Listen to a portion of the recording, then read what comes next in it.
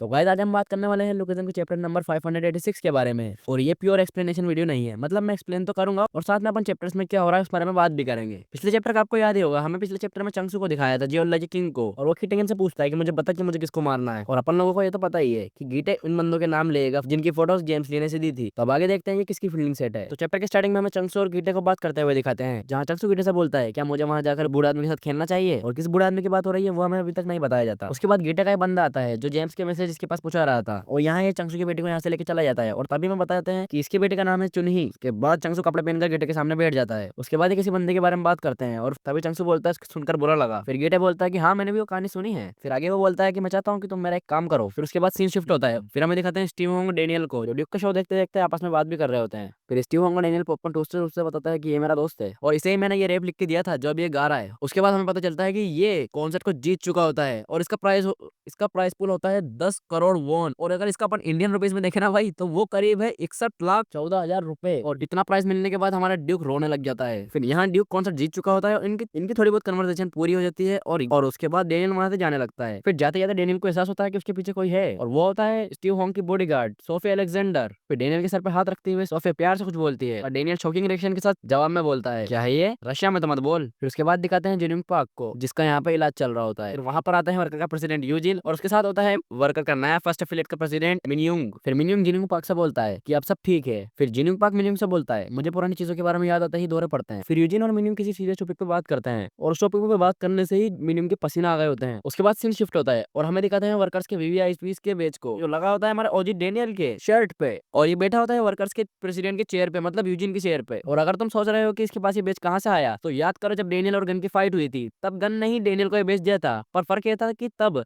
Gun ने SB Daniel को बेच दिया था, लेकिन अभी ओजी डेनियल के लगा हुआ है। और उसके बाद आता है यहाँ पे यूजिन, पर यूजिन कुछ बोल भी नहीं सकता क्योंकि डेनियल के पास वर्कर के वीवीआईपीस का बेच है, और ये गुस्से के साथ स्माइल करता है और इसका रिएक्शन कुछ इस तरीके का होता है। फिर डेनियल के सामने वाली चेयर पे यूजिन आके बैठ जाता है और इनकी भी कुछ कन्वर्सेशन होती है। तभी यूजिन किसी खतरनाक चीज के बारे में डेनियल को बताता है और डेनियल का शॉकिंग रिएक्शन होता है इसकी बात सुनकर। और इसका शॉकिंग रिएक्शन इस वजह से होता है क्योंकि यूजिन डेनियल को जिन्यूंग पार्क से मिलने नहीं देता है, और यहाँ पे डेनियल आया ही जिन्यूंग पार्क की वजह से था। पर जिन्यूंग पार्क की तबीयत ज्यादा खराब होने की वजह से यूजिन उसे मिलने नहीं देता है, या फिर क्या पता कुछ और भी रीजन हो, बट यहाँ पे यूजिन ने मना कर दिया होता है कि तू नहीं मिल सकती। यहाँ से सीन शिफ्ट होता है और उसके बाद हमें दिखाते हैं हमारे लाइटनिंग चोई को। और इस तरीके से मैंने इसलिए बोला क्योंकि इसी बंदी की फील्डिंग सेट होने वाली है। अब आगे तो बहुत मजा आने वाला है, तो लगे रहो। और इसके सामने बैठा होता है हमारा हिडन ड्रैगन लाइनमैन, और फिर लाइटनिंग चोई लाइनमैन से बोलता है इतने स्पीड किंग में रखे अच्छी से मरवाई है, मतलब अच्छे से मार खाई है। पर ये भी अच्छी बात है कि इतने इंप्रूवमेंट भी बहुत किया है और अब तो रियल हिडन ड्रैगन बन चुका है। और इसी बात पे लाइनमैन थोड़ा शर्माता भी है। फिर लाइनमैन यहाँ से उठता है और यहाँ से चला जाता है, और वहां से जाते ही उसे फ्लैशबैक आता है जहाँ स्पीड किंग उनकी मदद करने के लिए उसे थैंक यू बोलती है। फिर चलते चलते एक आदमी लाइनमैन को क्रॉस करता है और उसके पास से लाइनमैन को कुछ अजीब सी स्मेल आती है। फिर हमें दोबारा से लाइटनिंग चोई दिखाया जाता है जब नूडल्स खा रहा होता है, पहले देख रहा था अब खा रहा है। फिर यहाँ से वापस सीन शिफ्ट होता है और हमें दिखाते हैं गीटे किम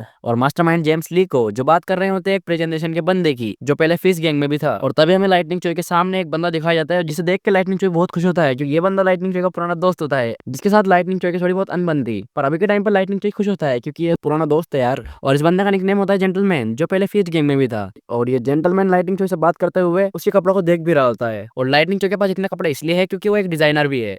और ये सब देख के लाइटनिंग चोई सोचता है तो अब मेरे पुराने दोस्तों के साथ मेरे रिश्ते पहले से अच्छे हो जाएंगे। और ये बोलते हुए नूडल्स खा ही रहा होता है, तभी उसे कुछ सेंस होता है और वो जेंटलमैन सिर्फ एक ही लात में लाइटनिंग चोई की मुंडी को 180 डिग्री रोटेट कर देता है, और तभी एक ही शॉट में लाइटनिंग चोई का काम खत्म। इसका मतलब इस जेंटलमैन को लाइटनिंग चोई के पास जेम्स ली ने ही भेजा था और इसने बिना ज्यादा टाइम वेस्ट किए अपना काम कर लिया है। उसके बाद जेंटलमैन लाइटनिंग चोई की डेड बॉडी पर, या यूं कहूं कि उसके फेस पर उसी की टोपी रखकर परफ्यूम छिड़क रहा होता है, और उसी परफ्यूम की स्मेल को याद कर लिया होता है हमारे लाइनमैन ने, यानी आगे चलकर लाइनमैन बदला लेगा उसके मास्टर की मौत का। उसके बाद हम देखते हैं जेंटलमैन कॉल करके बोलता है जेम्स ली से कि काम हो गया है। फिर हम देखते हैं कुछ बंदों की पिक्चर्स, और ये सब होते हैं lightning Choi, Tom Lee, Miss Kim, Jinyoung Park and Eugene, और इनके ऊपर दो बंदों के पांव भी दिखाए जाते हैं। फिर हम देखते हैं चंगसू को, जो लाइटनिंग चोई की फोटो पर चाकू मार कर ये इंडिकेट कर देता है कि उनका एक टारगेट निपट चुका है। और उसके बाद वो अगले चाकू लगाता है टॉम ली के ऊपर, जिसके साथ शायद वो खुद फाइट करेगा उसे मारने के लिए। आई थिंक आने वाले चैप्टर्स में बहुत मजा आने वाला है। अब ओवरऑल इस चैप्टर में बात करें तो हमें बहुत खतरनाक चीजें बताई गई हैं और बहुत सारे क्लूज भी, और सबसे खतरनाक हुआ है हमारे ड्यूक भाई का कमबैक बहुत चैप्टर्स के बाद। अब मजा तब आएगा जब इसकी फाइट टॉम ली के साथ होगी, और वो बहुत खतरनाक फाइट होगी भाई। मैं सोच कर ही बता सकता हूँ आपको कि कितनी खतरनाक फाइट होगी वो। और हमें बहुत टाइम बाद बहुत सारे बंदों को दिखाया गया है, जैसे कि सोफिया को, लाइटनिंग चोई को, ड्यूक को, स्टीव होंग को, जिनयुंग पार्क को। तो अब देखते हैं कि आने वाले चैप्टर्स में क्या होता है। और जो मैंने क्लूज की बात की थी उसके ऊपर मैं आगे भी लॉन्ग वीडियो लाऊंगा, तो आप उसकी उसकी तो आगे आने वाली वीडियोस को देखने के लिए आप चैनल को सब्सक्राइब भी कर ही सकते हैं। और मैं बता दूं कि जब मैं वीडियो बना रहा हूँ तब पूरा चैप्टर नहीं आया है। अगर कुछ गलती हुई है तो आई एम सॉरी। तो मिलते हैं नेक्स्ट वीडियो में।